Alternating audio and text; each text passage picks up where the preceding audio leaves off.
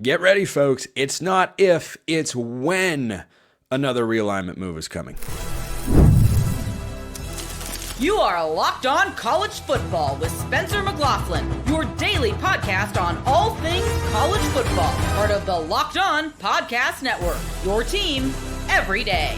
Welcome, everybody, to another episode of Locked On College Football. I'm your host, Spencer McLaughlin. Thank you so much for making this your first listen or your first view every day. Part of the Locked On Podcast Network, your team every day, and your daily source to stay up to date with the biggest stories in this, the greatest sport on planet Earth. I saw something curious about Alabama that we have to explore on today's show, and two Power 4 impact starters are now in the transfer portal that I did not think would be. This episode brought to you by our friends over at FanDuel. Super Bowl 59 is here. There's no better way to make every play more exciting than with FanDuel Sportsbook. New customers bet just $5, and if you win, you'll score $200 in bonus bets. Download the app or head to FanDuel.com to get started. So, our good old friend, the Pac-12. Yes, not as we knew it, but still going to exist starting in 2026 and beyond. They've got to get back to 8 teams. And reporting from John Canzano has indicated that that move is very close to happening. This has always been a when, not an if, but now it's, quote, starting to feel real. Athletic directors were at a summit for the last couple of days, just talking it up, discussing what the plan is. Commissioner Teresa Gold is there. There is going to be a move. Now, far be it from me to want to predict when they're going to make the move by or what strategically makes the most sense for timing of announcing these moves. Frankly, I don't think it matters a whole heck of a lot. You have to get it right, whatever that move is. They tried to get teams from the American who were open about the fact that they were courted by the Pac-12, and they said no. Is that door completely shut, or are you going to try and open that again? I look at UNLV, though, and think that's the most interesting team, university, because presidents vote on realignment. That'll be in my gravestone when I die one day, which hopefully is a long ways from now. But presidents are the ones making these decisions. And if you're the presidents of the Pac-12 and the athletic directors, those are the primary decision makers, you're looking at UNLV and saying, that would be the ideal scenario here because the Pac-12 has enough teams for basketball. I mean, they've got quietly, this is a college football podcast, so I'll make this really quick. They've quietly got a really, really good mid-major conference that can be a multi-bid league because remember, they've added Gonzaga to the fold. They could add St. Mary's, but they've got Boise State in there. You look at what Oregon State and Washington State are doing on the court right now. A lot of good things going for the Pac-12 conference at the moment on the hardwood. But football is where it matters most. And you know a program that has been trending up, UNLV. I talked about them last week as a potential, well, okay, no, not as a potential, but someone viewed them as a potential Big Ten target, which I think is completely ludicrous and absolutely insane. But maybe it's a leverage play. Maybe UNLV is wanting to put that out there so that they can make it clear that they're wanted by everybody, because that's the perception right now. The commissioner of the Mountain West, Gloria Nevarez, who has done a good job to just keep the Mountain West, afloat. They added Northern Illinois and UTEP, by the way, because they perhaps knew there were more defections that would arrive, or they want to guard against future defections because you have to have 8 teams. You get a 2-year grace period, but you've got to have 8 or more teams in all sports. So the question becomes for the Pac-12, can they lure UNLV away from the Mountain West? Because the Mountain West went back to the drawing board and said, well, how can we keep them around? How do we prevent them from jumping conferences here?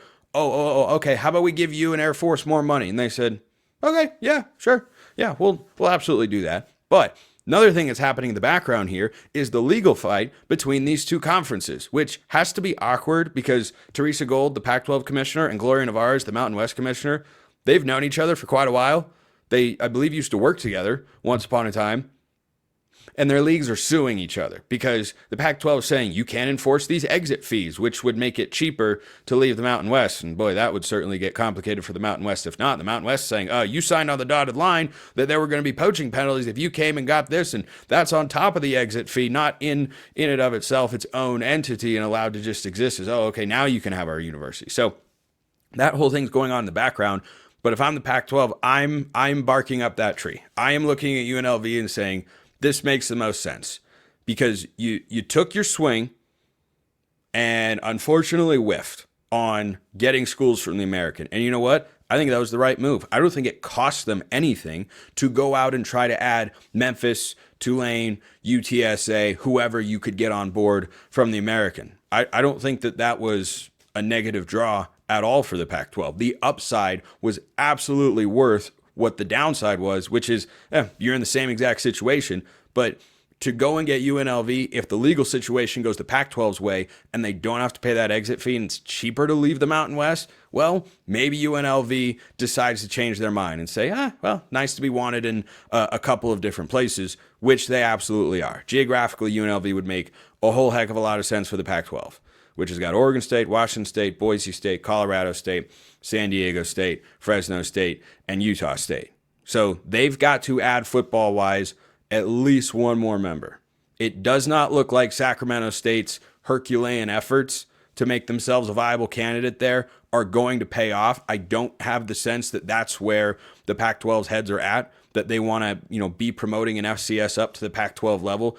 I don't think that does great things for the branding of the league, though I respect what Sacramento State is doing. And hey, they've been a great FCS program. They just gave Stanford their new head coach a couple of years ago, and that's a great place to be at the FCS ranks, though. So the question then becomes for the Pac-12, if UNLV is your primary target, and I believe that they should be, do you have a secondary target? Do you need a secondary target?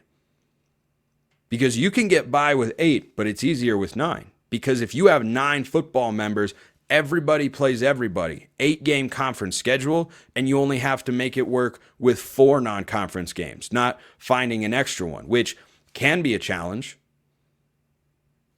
when you're talking about finding a quality opponent. It's easy to just pick up a bye game, go to an FCS school and say, hey, we'll pay, that's close in geographic proximity. Hey, we'll pay you $800,000 so you can come down here and we can kick your teeth in. Well, only one of those count towards your bowl eligibility victories, first of all. And second of all, when you're in a conference, there's already going to be facing a perception issue. And one of the selling points you have for your current and potentially future members is, hey, your access to the playoff here is very real. You want to be able to give them as many quality games as you can.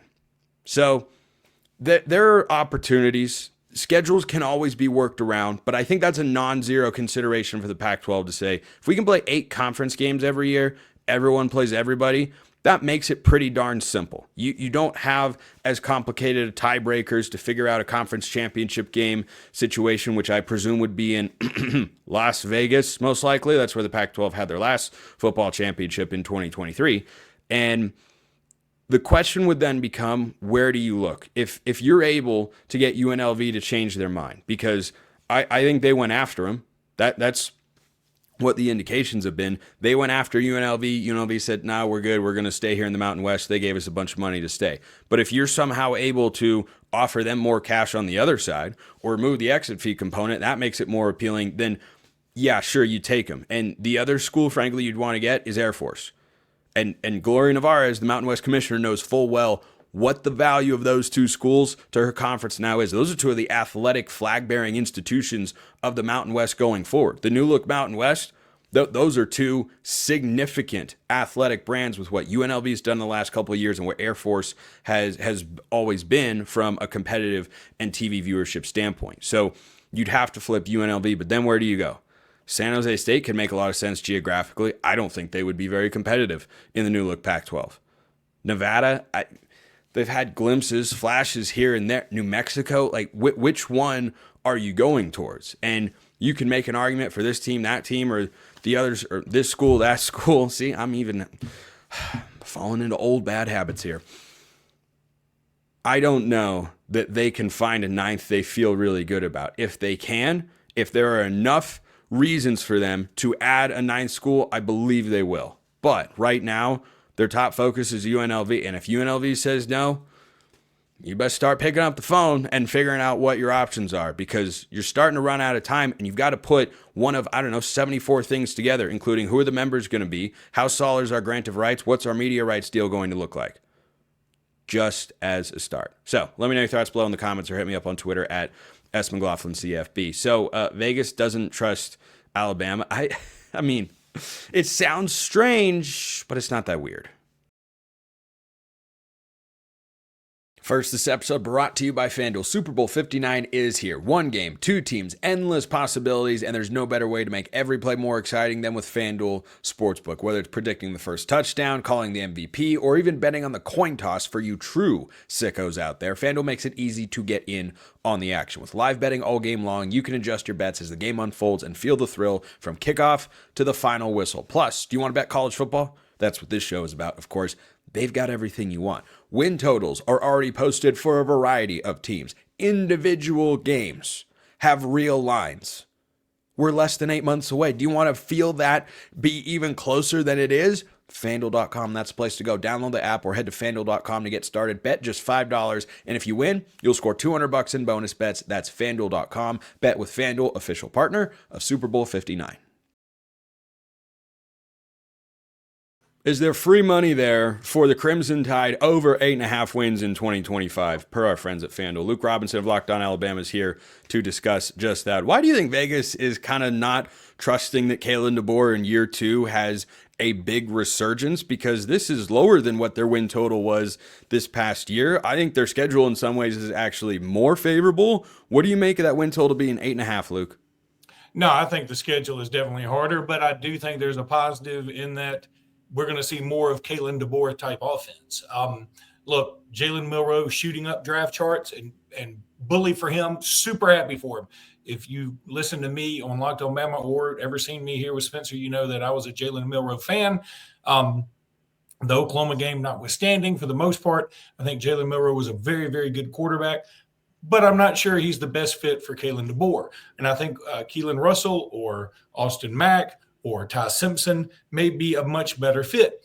So I think ultimately Alabama may play a tougher schedule and they may end up having a better record. I think that, instead of, you won't see any losses to like a Vanderbilt or a bad Oklahoma team this year. I don't know who that bad Oklahoma team would be. This Oklahoma coming up next year is going to be pretty good. But, I think the 8.5 is really sort of brought on by the fact that Alabama closed the season not so great. I mean, the loss to Oklahoma, the loss to Michigan, Alabama shouldn't have lost either one of those. And I think the mood nationally is sell Alabama right now. And frankly, I think it's a good time to buy them. I look at that schedule that they have and go back to what you said about, well, where is that, unexpected loss? Where would it come from?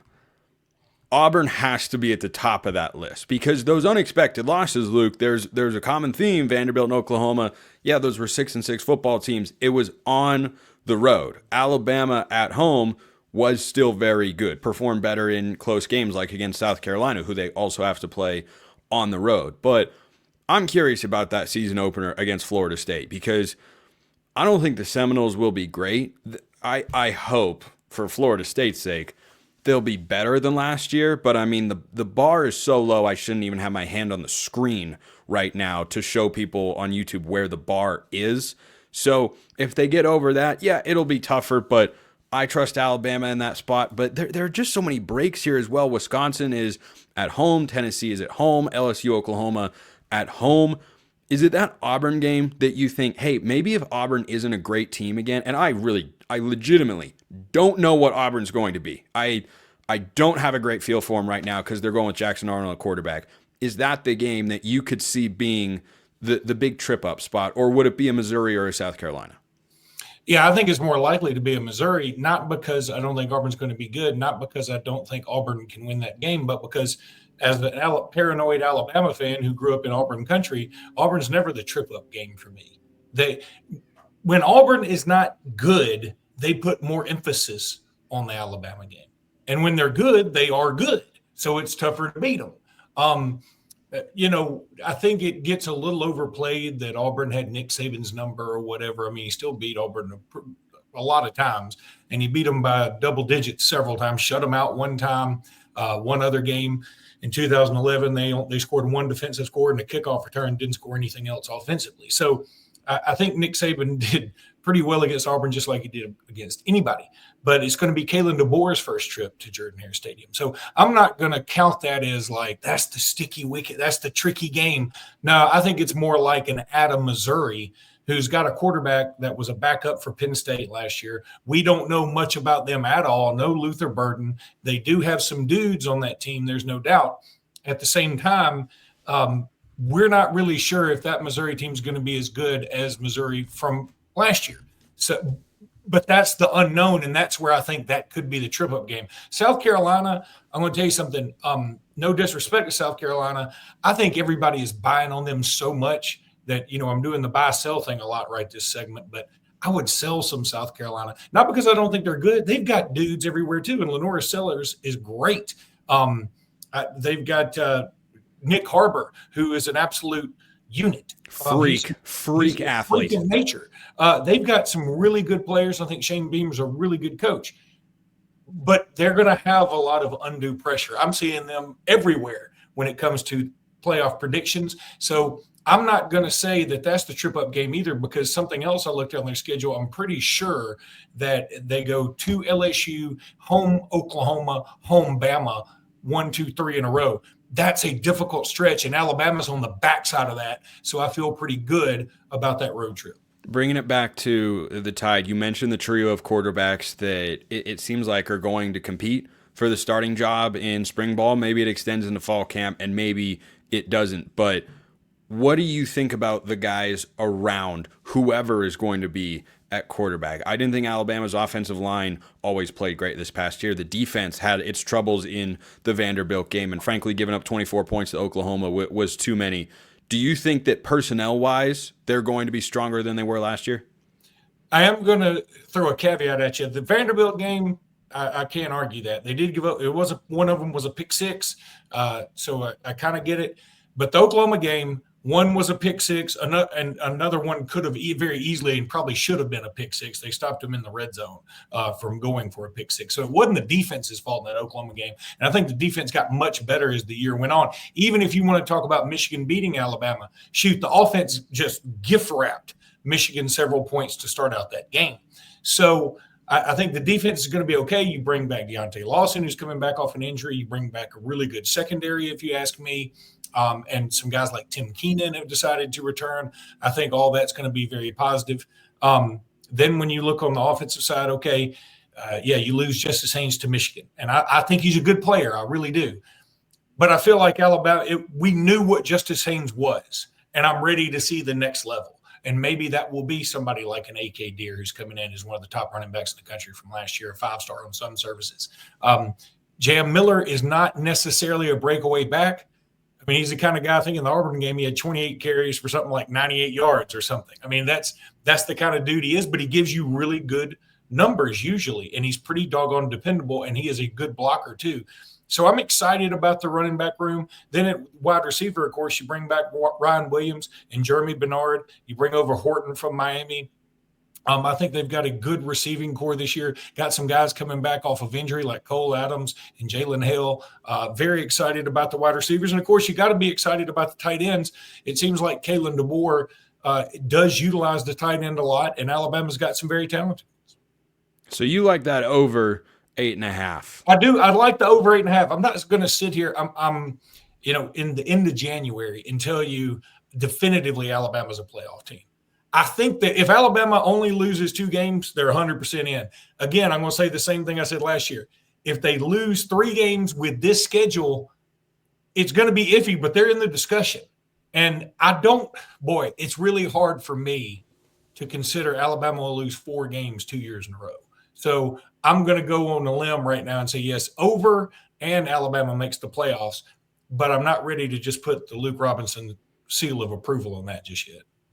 And watch out for that Missouri team. Their quarterback, a one, Bo Pribula, or at least that is the expectation. Luke Robinson, Locked On Alabama. Great.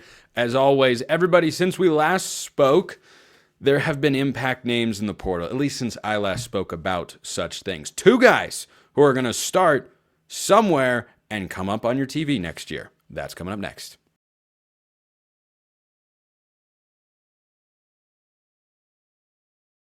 It's not very often that impact guys become available in the transfer portal within the last couple of weeks when the season ended, 9 days ago from when this show is airing. And, there was a long gap between the national championship and when the playoff actually started. And people had plenty of thoughts about that. Maybe I'll touch on it in just a moment. But one name that is absolutely, in my view, going to make a Power 4 impact next year is Cameron Camper. So he began his career at Indiana. He transferred to Boise State, and he was the Broncos' leading receiver this past season. 58 receptions, just over 900 yards, 4 touchdowns. And if you're wondering how he'd hold up against higher-level competition, he had 4 catches for 52 yards and a touchdown against Oregon. He did that, by the way, with Maddox Matson as his quarterback and Ashton Genty on the team.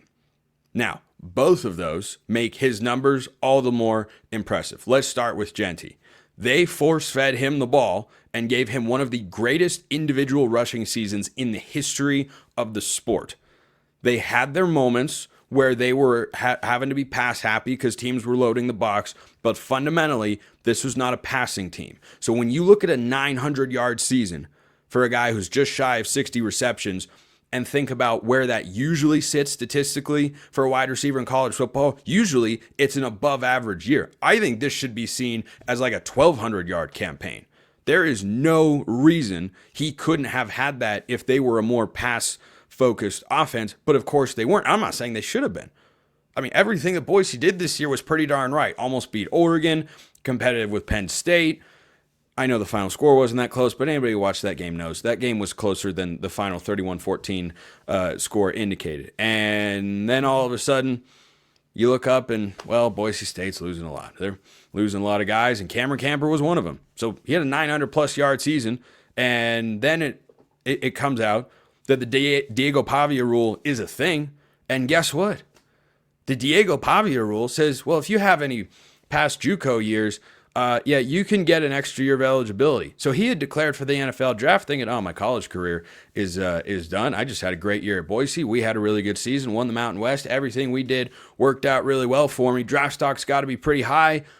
Clearly not as high as he would like it to be. Now, he's not a super speedy guy necessarily, but he is a big-bodied receiver. 6'3", 203 pounds. This is a guy who's going into his 5th year of college football. He came out of the JUCO rank 4th or 5th. He spent 1 or 2 years at the JUCO ranks and has spent the last 2 playing high-level football. But this year in particular was the best season of his career. So 2025 will be his 3rd year post-JUCO. So you're getting a ready-made wide receiver product who's got plenty of experience, who's been in college weight rooms and nutrition programs and going up against those guys day in and day out. This guy can absolutely be an impact receiver. I don't know that he could transfer to, a Big Ten school or SEC or really any Power 4, well, maybe in the Big 12 or ACC, where you have some defenses that are not quite as great necessarily. But if you were to get this guy, he could absolutely be a 500-yard receiver. I have no qualms about that.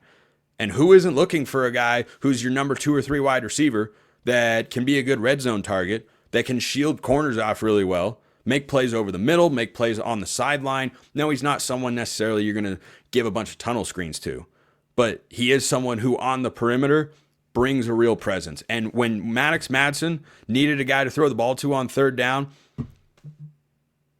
he was either going to his tight end or he was going to Cam Camper if he wasn't handing the ball off to Ashton Genty. That's just how Boise State operated this year. So I'm fairly bullish on what he could be. I am curious, and why I'm bringing him up on the show today is when he withdrew his name from the NFL draft and then said he's hitting the portal, that makes me think that he has been contacted or has an idea of a higher level school that's going to go and get him. This reminds me a little bit of Zachary Franklin last year, who went to Illinois, and I talked about on the show with Sonny Verma of Locked On Illini, and it was a move that flew under the radar because Franklin had not been playing Power 4 football, but had been really productive and solid, and I thought, boy, it kind of seems like he brings a stabilizing presence to the wide receiver room with Pat Bryant. Lo and behold, Illinois just had their first 10-win season in quite a long time. So Camper, to me, is going to wind up at a Power 4 school because he's not going back to Boise, where he would absolutely be the number 1 target. You've got Maddox Matson back there, who we just had a great season with. You don't have Ashton Genty. I'm sure Boise State will run the ball plenty. It can't possibly be as much as they did this past year. I think they'll lean on Madsen a little bit more, who is a good quarterback, who does not have high-level traits. He's just a good college football player. And you know what? There's nothing wrong with that. But if Cam Camper goes to a quarterback that, can get him the ball with a little bit more zip, a little bit more action or accuracy. Well, Maddox Madsen, a really accurate guy most of the time, I will say. When Boise State struggled, he was typically around 50% completion. But I'm curious to see where Camper ends up, because someone's going to be able to add him, and then you will look up on your TV on Saturdays this year, and you'll think back to that segment that Spencer guy did in January going, oh, yeah, that's right. He made a move. Oh, yeah, that guy's pretty darn solid. So I think Cam Camper can go to a Power 4 school and be a reliable number 2 wide receiver. If he were your number 1, I think that's fine. But I think if he is your number 2, you have a good receiving core. If he's your number 3, you have a great receiving core. The other guy in the portal who's going to make an impact here is Pat Coogan. And I'm not sure where either of these guys are going to end up. I just know that they have a track record that makes them worthy of discussion here, because Coogan was a somewhat surprise entrant into the transfer portal. He was Notre Dame's starting center this past season, the whole year. He logged over 800 snaps. He recorded a PFF grade of 72.1, which was 79 in pass blocking and just a touch under 70 in run blocking. And you're going, wait, why is he in the transfer portal? And then if you're me, you text Tyler Wojak of Locked On Irish, friend of the show, and say, why would he be in the portal? Oh, well, he actually wasn't supposed to start this year. The guy who got injured before the season and forced Coogan to start is back next year, so Coogan wasn't going to start. Well, that's understandable why he would then hit the transfer portal from a team that just finished, as the runners-up in college football this past season. But this is to someone else's benefit. And this isn't even, one man's trash is another man's treasure. This is one man's key awesome fill-in that fueled a national championship run is going to be, key starting center that fuels a different team's championship run, conference or national, in that championship discussion. I don't know. But I look at that guy and say, boy, you could do a heck of a lot worse at center, because I never felt like Notre Dame's offensive line was the reason they couldn't beat Ohio State, who, along with Northern Illinois, is the only team they weren't able to beat this year. They ran the ball well all season. The offensive line was a unit they leaned on a lot in the playoff, and Pat Coogan was at the center of it. And it is just, no pun intended, it is not very often that someone of Coogan's caliber with that much experience after the year that Notre Dame just had comes available in the transfer portal. But there he is. This is one of those moments you can talk about the benefits of bringing in a transfer, developing the high school recruits that you have and whatnot. If you have a desperate need at center, this is easily the most experienced and productive center in the transfer portal right now.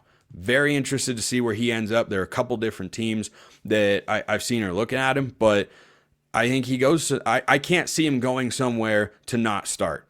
Anywhere he goes, he's going to be a starting center, and clearly he's capable of being arguably the most important player on an offensive line, good enough to go to the national championship game.